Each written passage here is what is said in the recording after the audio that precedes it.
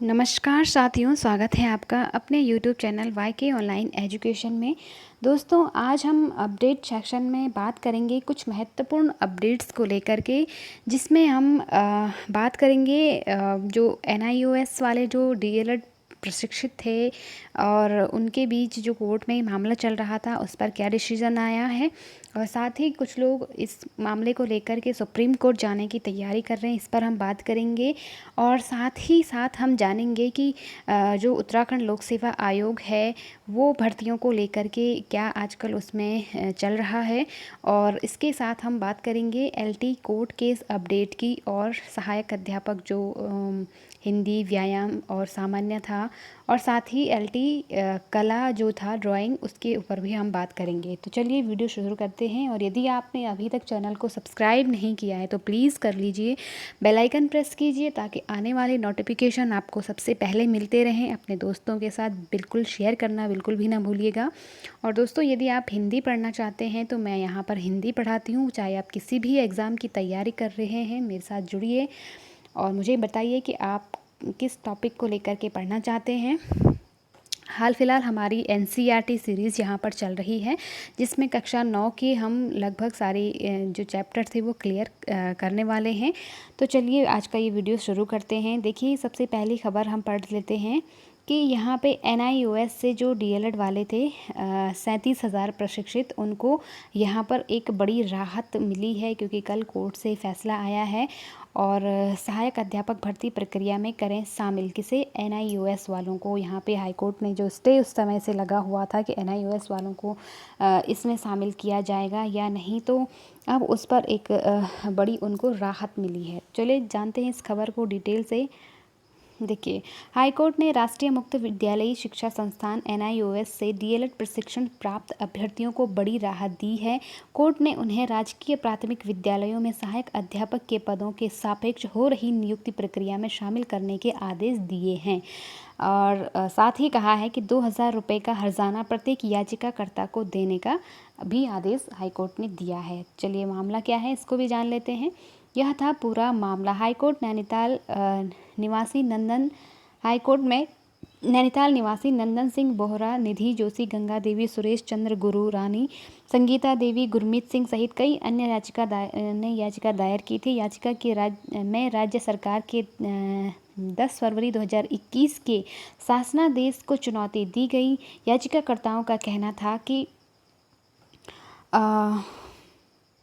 उन्होंने 2019 में NIOS के दूरस्थ शिक्षा के माध्यम से DLED प्रशिक्षण प्राप्त किया है। ऐसे लोगों की संख्या करीब 37,000 है, बहुत बड़ी संख्या है। ठीक, इसी डिग्री को भारत सरकार के मानव संसाधन मंत्रालय और NCTE से मान्यता दी गई है। 16 दिसंबर 2020 को मानव संसाधन मंत्रालय, 6 जनवरी 2021 को NCTE और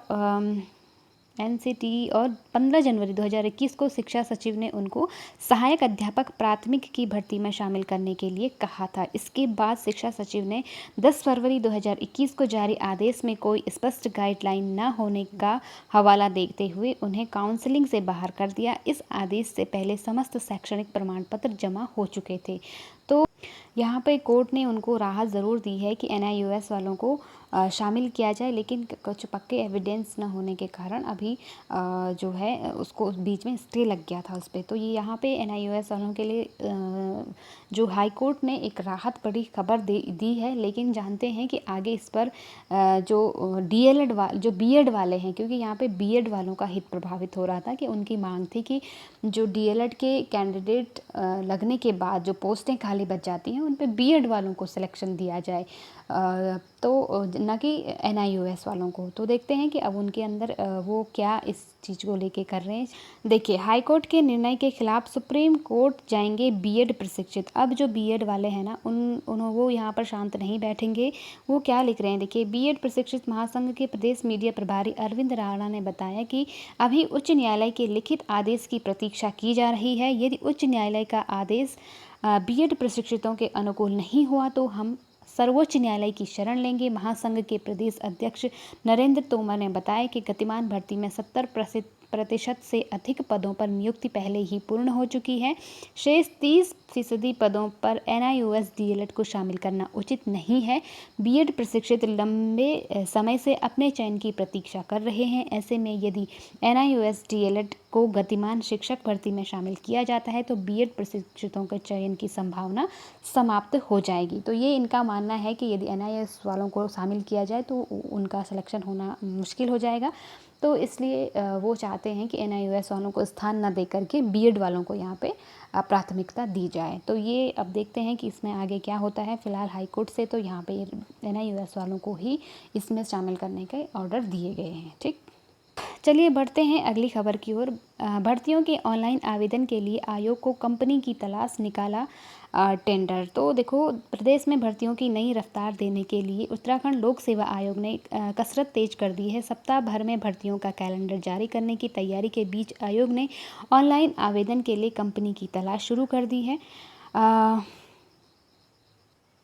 उत्तराखंड लोक सेवा आयोग के पास समूह ग की 23 भर्तियां की जिम्मेदारी है। हाल ही में आपने अगर प्रीवियस वीडियो में मैंने आपको बताया था कि जो 23 भर्तियां थी वो उनकी जिम्मेदारी UKSSC जो कराता था उनसे हटा करके लोक सेवा आयोग को दे रखी है। तो उस पर दबाव है कि वो जल्द से जल्द इन परीक्षाओं को कराए, मतलब ठीक है। मुख्यमंत्री पुष्कर सिंह धामी लगातार भर्ती प्रक्रिया के समय से पूरा कराने पर जोर दे रहे हैं। 2 दिन पहले आयोग के अध्यक्ष डॉक्टर राकेश कुमार ने 1 सप्ताह के भीतर भर्तियों का कैलेंडर जारी करने के निर्देश दिए हैं। ठीक है, भर्तियों के विज्ञापन और दिसंबर-जनवरी 2023 में 3 से 4 भर्तियों की परीक्षाएं कराने की घोषणा की थी।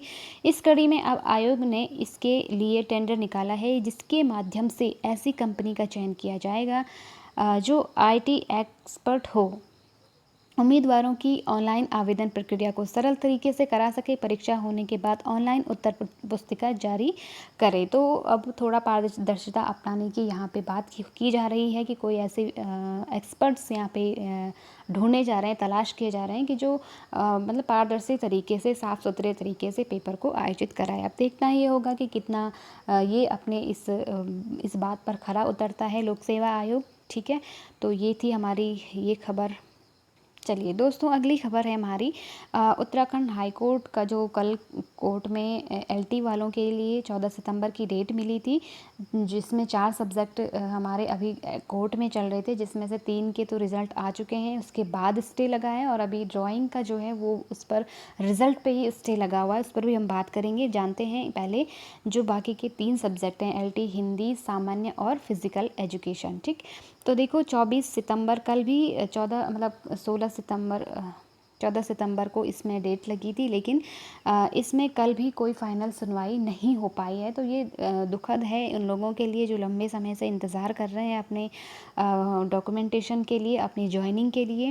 देखो 24 सितंबर फिर एक नई डेट यहाँ पर हमें देखने को मिल रही है। 24 सितंबर की अगली डेट इसमें मिली है।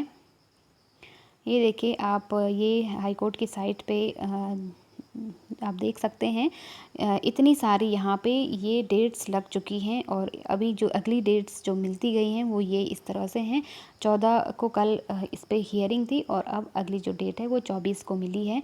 तो फिर से एक नई डेट हमें यहाँ पे देखने को मिल रही है। लग रहा था कि कल 14 को इसका मामला शॉर्ट आउट हो जाएगा और इन लोगों को राहत मिलेगी, लेकिन काफ़ी लंबे समय से ये लोग इंतज़ार कर रहे हैं। ये काफ़ी निराशाजनक है कि डेट पर डेट मिल रही है और जिन लोगों का भी डॉक्यूमेंट वेरिफिकेशन हो गया उनको भी अभी तक ज्वाइनिंग नहीं मिली है। उनका तो कोई ऐसा मामला है नहीं स्टे वाला कोर्ट का, तो उनको मेरे हिसाब से ज्वाइनिंग मिल जानी चाहिए थी, लेकिन पता नहीं क्यों इतनी लेट यहाँ पर लग रही है। जबकि स्कूलों में बड़ी संख्या में पद खाली हैं, बच्चे पोस्टें खाली हैं, बच्चों की पढ़ाई डिस्टर्ब हो रही है। तो सरकार को इस ओर बिल्कुल ध्यान देना चाहिए। दोस्तों, कई लोग जो ड्राइंग वाले थे वो मुझसे पूछ रहे थे कि LT ड्राइंग का क्या अपडेट है मैम। तो मैं आपको बता दूं कि ड्राइंग का जो सुनवाई होनी है ना, तो उस पर यानी कि कल 16 सितंबर को इस पर सुनवाई है, ठीक है। तो आप लोग कल का वेट कीजिए, हो सकता है कल कुछ पॉजिटिव न्यूज़ आपको देखने को मिले, और मैं भी यही प्रार्थना करूँगी कि जल्द से जल्द इसका भी शॉर्ट आउट हो जाए। लोग जो रिज़ल्ट का वेट कर रहे हैं पिछले 1.5 साल से, उनका रिज़ल्ट आ जाए, अच्छा उनका रहे। तो देखते हैं कल इसमें कोर्ट में क्या होता है, और इस पर जो भी अपडेट होगा मैं आपको ज़रूर बताऊंगी। आप मेरे चैनल से जुड़े रहिए। यदि आपने चैनल को लाइक शेयर सब्सक्राइब नहीं किया है तो प्लीज़ प्लीज़ प्लीज़ कर लीजिए। अपने दोस्तों के साथ शेयर करना बिल्कुल भी ना भूलिए। मिलते हैं नेक्स्ट अपडेट के साथ। तब तक के लिए अपना और अपनों का ख्याल रखिएगा। Thank you so much.